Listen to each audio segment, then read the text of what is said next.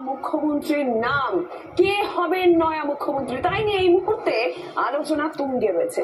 তবে শুভেন্দু অধিকারীর হাতেই যে দায়িত্ব যেতে চলেছে তা নিয়ে, দায়িত্ব যায় কিনা তা নিয়ে রাজনীতি, রাজ্য রাজনীতি এই মুহূর্তে সরগরম রয়েছে। বিজেপির তরফে এখনো ভাবে সরকারিভাবে কোনো ঘোষণা হয়নি, তবে এটা জানানো অবশ্যই হয়েছে যে শপথ গ্রহণ কোথায় হচ্ছে। ব্রিগেডের শপথ গ্রহণ হচ্ছে 25শে বৈশাখ, এই সমস্তটা চলছে। আর এর মধ্যেই যে জল্পনা, তাহলে পরবর্তী মন্ত্রিসভা এবং রাজ্যের মুখ্যমন্ত্রী কে হতে চলেছে, আমরা সমস্ত বিষয় নিয়ে অবশ্যই আলোচনা করব। আমার সঙ্গে আজকে যারা অতিথিরা রয়েছেন, প্রথমে তাদের সঙ্গে পরিচয় করিয়ে দিয়ে, আমার সঙ্গে স্টুডিও থেকে এই মুহূর্তে রয়েছেন রাজনৈতিক বিশ্লেষক ঝন্টু করাই, আর এরই পাশাপাশি আমার সঙ্গে রাজনৈতিক বিশ্লেষক বিশ্বজিৎ দাসও রয়েছেন। দুজনকে স্বাগত জানাই অনুষ্ঠানে। আর নিউজ রুম থেকে আমাদের প্রতিনিধি মৌমিতা চক্রবর্তীও রয়েছে। আমি অবশ্যই আমাদের অতিথিদের কাছে আসবো, তবে তার আগে একটু মৌমিতার কাছে যাই। মৌমিতা, যেটা বলছিলাম যে সব থেকে বিপুল জয় এবং তারপরে এই মুহূর্তে সব থেকে বেশি আলোচনার বিষয় যে তাহলে পরবর্তী মুখ্যমন্ত্রী কে, শুভেন্দু অধিকারী কি দাবিদার, কি জানতে পারছো মৌমিতা তুমি? দেখো, প্রত্যাশিত অঙ্ক অনুযায়ী শুভেন্দু অধিকারী তিনি দুখানা বিধানসভায় জয়ী হয়েছেন এবং সেই দুটি বিধানসভাই অত্যন্ত গুরুত্বপূর্ণ ছিল, বিশেষ করে ভবানীপুর তো বটেই। শুভেন্দু অধিকারী তিনি যেভাবে তার গোটা পিরিয়ড বিরোধী দলনেতা হিসেবে সামলেছেন এবং তারপর থেকে নির্বাচনী প্রচার থেকে শুরু করে সমস্ত কিছু যে পর্যায়ে নিয়ে গিয়েছেন, তাতে কেন্দ্রীয় স্বরাষ্ট্রমন্ত্রী অমিত শাহ হন বা প্রধানমন্ত্রী নরেন্দ্র মোদী কিংবা বিজেপির সর্বভারতীয় সভাপতি নীতিন নবীন হন, সকলেই কিন্তু শুভেন্দু অধিকারীকে এই ক্ষেত্রে দৌড়ে এগিয়ে রেখেছেন। কিন্তু বিজেপি যেহেতু একটি রেজিমেন্টেড ফোর্স, বিজেপি একটি এমন দল যে দলে শৃঙ্খলা এবং যে দলের গঠনতন্ত্র রয়েছে, সেই দল কি সিদ্ধান্ত নেবেন তা বৈঠকের আগে বা দলীয়ভাবে চূড়ান্ত শিলমোহর না পড়ার আগে কেউ প্রকাশ্যে কোনো কথা বলেন না। এবং এক্ষেত্রে অন্যান্য রাজ্যের যদি উদাহরণ দেখা যায়, অনেকেই অনেক সময় অনেক ছক ভাঙা এমন সিদ্ধান্ত দেখেছেন যে সিদ্ধান্ত কেউ আঁচও করতে পারেনি। তবে এই রাজ্যের ক্ষেত্রে পরিপ্রেক্ষিতটা একেবারেই আলাদা, কারণ এই রাজ্যে এই প্রথম বিজেপি সরকার গঠন করতে চলেছেন এবং বিজেপির সেই সরকার গঠনের মূল দায়িত্বে বা সামনের সারিতে যারা থাকবেন, তারা যে রাজনীতিতে বিচক্ষণ হবেন, সাধারণ মানুষের কাছে জনপ্রিয় হবেন, ওয়েল অ্যাকসেপ্টেড হবেন, সেটা তো বলার অপেক্ষা রাখেন। এবং অবশ্যই সেই দৌড়ে যদি এক নম্বর নাম কেউ হন মুখ্যমন্ত্রী হিসেবে, তবে অবশ্যই সেটা শুভেন্দু অধিকারী। কিন্তু এর মধ্যে বিজেপির আরো একটা বিষয় বলে রাখা ভালো, শুভেন্দু অধিকারী মুখ্যমন্ত্রী হবেন সে বিষয়ে শীর্ষ নেতৃত্ব মোটামুটি কনফিডেন্ট থাকলেও মূলত এখন এই মুহূর্তে যে বিষয়টা নিয়ে তারা চিন্তা ভাবনা করছেন, তারা যেভাবে দফায় দফায় বৈঠক করছেন, সেটা তারা তাড়াহুড়ো করতে চাইছেন না। পরিষদীয় দলের বৈঠক, অর্থাৎ কিভাবে পুরনো আদি বিজেপি কর্মী যারা এত বছর ধরে বিজেপির ঝান্ডা ধরেছিলেন, যারা বিজেপির হয়ে কাজ করেছেন, তাদের অ্যাকোমোডেট করা যায়। মুখ্যমন্ত্রী কে হবেন সেই প্রসঙ্গে এর আগে অমিত শাহ কি বলেছিলেন আপনাদের শোনাই।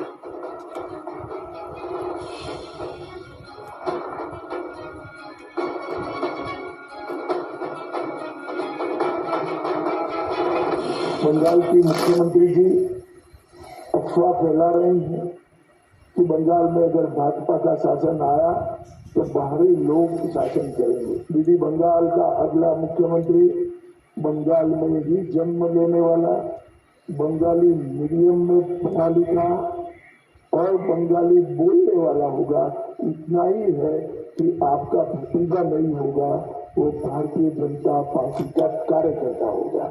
अगली सरकार बंगाल के ही भारतीय जनता पार्टी के कार्यकर्ता में बना लेंगे। আমি এই বিষয়টা নিয়ে একটুখানি ঝন্টুদার কাছে আছি। ঝন্টুদা, যখন বিজেপি বিপুল ভাবে জয়লাভ করলো, খুব স্বাভাবিকভাবেই বাংলার মানুষ তাদের উপর ভরসা করেছে।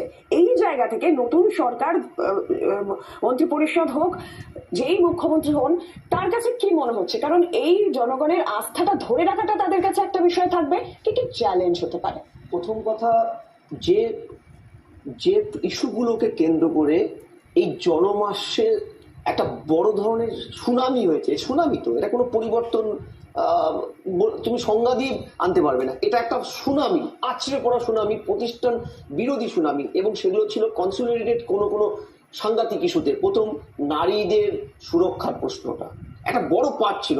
1.5% নারীরা বাড়তি ভোট দিয়েছে। ছিল আনএমপ্লয়মেন্ট, মেজর প্রবলেম, ইন্ডাস্ট্রিয়ালাইজেশন। দেখো, স্বাধীনতার পরে বামেদের 34 বছর, তার আগে কংগ্রেসের মাসুল সমীকরণ নীতির ফলে ভারতবর্ষের এপিসেন্টার ইন্ডাস্ট্রি পশ্চিমবঙ্গ থেকে সরে গেল ইন্ডাস্ট্রিটা। বামেদের উগ্র ইউনিয়নবাজির জন্য 56,000 কারখানা বন্ধ হলো। তৃণমূলের 15 বছরের ব্যাংকরাপ্টেড সিচুয়েশন। এটা আমরা আজ নয়, বারবার বিভিন্ন চ্যানেলে এই কথাগুলো ধরিয়ে দিয়েছিলাম শাসক তৃণমূলকে, শোনেনি। এই ইস্যুগুলোই কিন্তু জেনজি 1.5 কোটি জেনজি কিন্তু ভোটটা শিফট করেছে বিজেপির দিকে।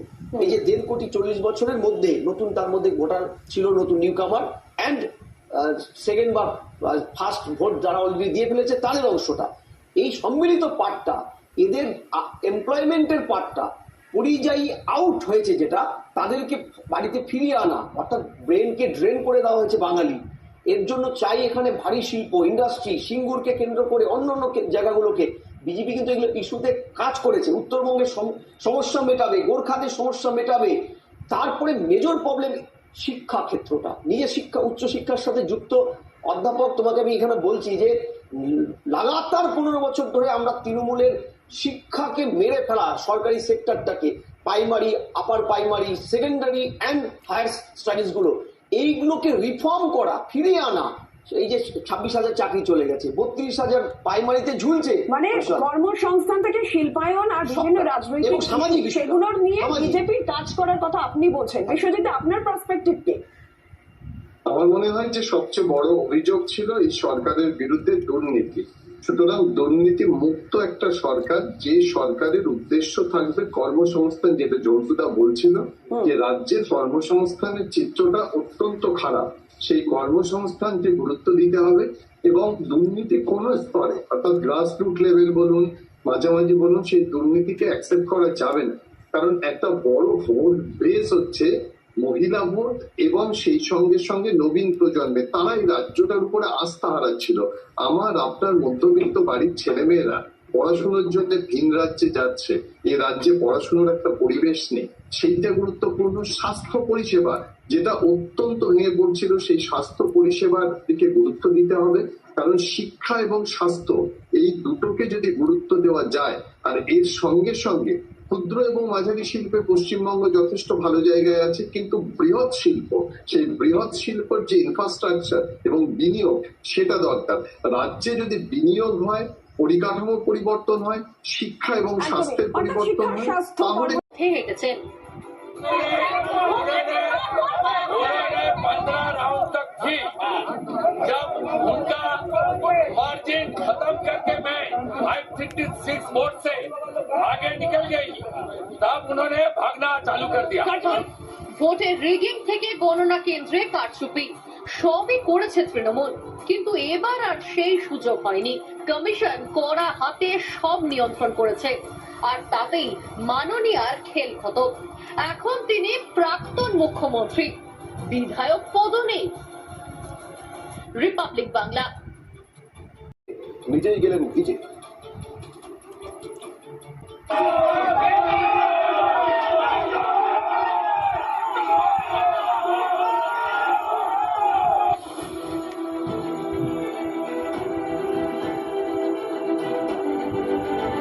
সোমবার বিকেল, ততক্ষণে বাংলা জুড়ে গেরুয়া হাওয়া বইছে। এমন সময় আলিপুরের গণনা কেন্দ্রে পৌঁছলেন অভিষেক বন্দ্যোপাধ্যায়। তৃণমূলের নাম্বার 2 কে দেখে উঠল চোর চোর স্লোগান।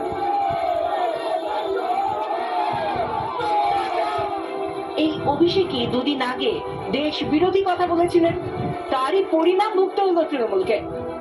অভিষেক ব্যানার্জির মতন পলিটিক্যাল গুন্ডা, অভিষেক ব্যানার্জি ভাইপো যে মানে টাকা বানানোর কোনো সীমা নেই, গালি দেওয়ার কোনো সীমা নেই, গুন্ডাইজমের কোনো সীমা নেই। Basically he is a coward. আজ থেকে 20 বছর পরে অভিষেক বন্দ্যোপাধ্যায়ের জীবনের সবচেয়ে বড় অ্যাচিভমেন্ট এটাই হবে কি ও ভাইপো, এটা ছাড়া নিজের কোনো অ্যাচিভমেন্ট নেই। মিনিট খানেক পর গণনা কেন্দ্র ছাড়েন অভিষেক। যাওয়ার মাঝে মিডিয়ার সামনে গলার স্বর শুকিয়ে কাঠ। ডিজে বাজাবো বলা হয়েছিল, ভুল হয়েছিল। ডিজে বাজানোর কথা কি ডিজে বাজানো ভুল, ডিজে ভুল হয়েছে। মূল ঠিকের ব্যাপার না, যারা বলেছিল উল্টো করে ঝুলিয়ে দেবো, আজকে সংস্কৃতি দেখছে বাংলার মানুষ। স্বর নেমেছে, সুর হারিয়েছে, অথচ দিন কয়েক আগেই হুঙ্কার ছিল এই মুখে। যারা বুথে রাজনীতি করো মনোযোগ দিয়ে আমার কথা শুনবে। 16, 17, 18, 19 যদি কোনো বিজেপির নেতা ইআরও অফিসে ফর্ম জমা দিতে আসে 10টার বেশি, তাহলে রবীন্দ্রসঙ্গীতের সাথে একটু ডিজেও বাজিয়ে দিয়ে ডিজেও শুনিয়ে দেবে। প্রকাশ্যে হুমকি, হিংসায় উস্কানি, ফল ঘোষণার পর বিরোধীদের হুমকি দেন অভিষেক। আরে সব ধমকি চমকি না দিয়ে যদি বুকের পাটা থাকে আর সৎ সাহস থাকে, 4 তারিখ কলকাতায় থাকবেন, বেলা 12টার পর দেখা হয়। হম্বি তম্বি অনেক ছিল, বিরোধীদের দেখে নেওয়ার হুঙ্কারও ছিল।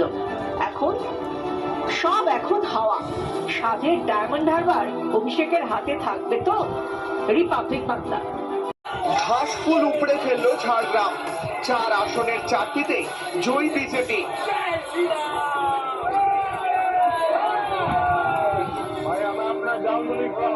ভোট প্রচারে সেই ঝাড়গ্রামে ঝালমুড়ি খেয়েছিলেন নরেন্দ্র মোদী।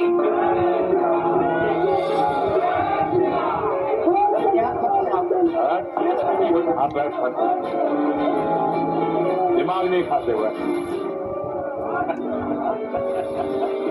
মোদীর ঝালমুড়িতে কতটা লঙ্কা ছিল জানাটা স্পষ্ট নয়, তবে তৃণমূলের খুব ঝাল লেগেছিল।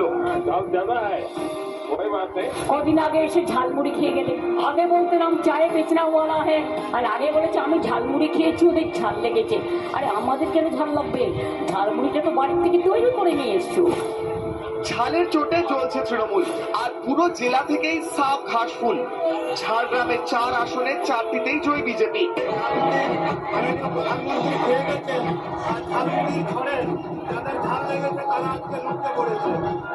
আমিও এলাম এই ধানের দোকানে, প্রধানমন্ত্রী আমাদের ঝাড়গ্রামে ঝালমুড়ি খেয়ে আমাকে ভালোবাসা দিয়ে গেছেন, এত ভালোবাসা দিয়েছেন, এই জন্য আমিও এলাম ঝালমুড়ি খেয়ে জনসংযোগ করেন মোদী। তার ব্যবহার মনে গেঁথে গিয়েছিল ঝাড়গ্রামবাসী, তাতেই কেল্লা পদে বিজেপি। রিপাবলিক বাংলা। দেখা যাচ্ছে বাংলায়, তাও কিন্তু অত্যন্ত লজ্জায়। হেরে যাওয়ার পরেও তৃণমূলের দুষ্কৃতী দৌরাত্ম্য এতটুকু কমেনি। জায়গায় জায়গায় বিজেপি কর্মী সমর্থকদের ভয় দেখানো হচ্ছে। ডায়মন্ড হারবার থেকে শুরু করে ক্যানিং, বিভিন্ন জায়গায় বিজেপি কর্মীদের বেছে বেছে ভয় দেখানো হচ্ছে, তাদের বাড়ি গিয়ে মারধর করা হচ্ছে। শুধু এখানেই শেষ নয়, গুলি চালানো হচ্ছে। এবং গোটা বিষয়টা নিয়েই কিন্তু আবারও প্রশ্নের মুখে এই তৃণমূল। 15,114 ভোটে এগিয়ে রয়েছেন শুভেন্দু অধিকারী। নন্দীগ্রাম এবং ভবানীপুর এই 2 জায়গাতেই বিজয়ী হয়েছেন তিনি। ক্যামেরায় অমিত নাথের সঙ্গে লীনা ভট্টাচার্যের রিপোর্ট, রিপাবলিক বাংলা। তৃতীয়াংশের বেশি আসন করল ডাবল সেঞ্চুরি। এবার রাজ্যের হিন্দু প্রধান এলাকায় দেখা গিয়েছে গেরুয়া ঝড়। মুসলিম প্রধান এলাকাতেও ফুটেছে পদ্ম। ভাঙন ধরেছে তৃণমূলের একচেটিয়া ভোট ব্যাংকে।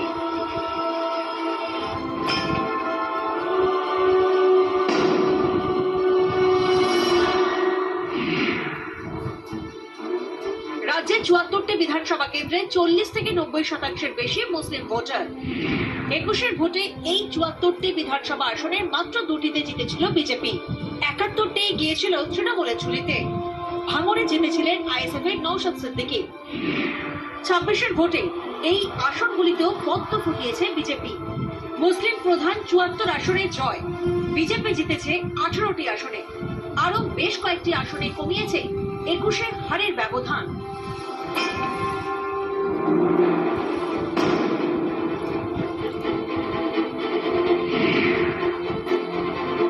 রাজ্যে মুসলিম প্রধান জেলা মূলত 3টি: মালদা, মুর্শিদাবাদ এবং উত্তর দিনাজপুর। এই 3 জেলাতেই 21 ভোটে সবুজ সুনামি দেখেছিল রাজ্যবাসী। 26 সেখানে তৃণমূলের ভোট ব্যাংকে ভাঙন, ভালো ফল বিজেপি।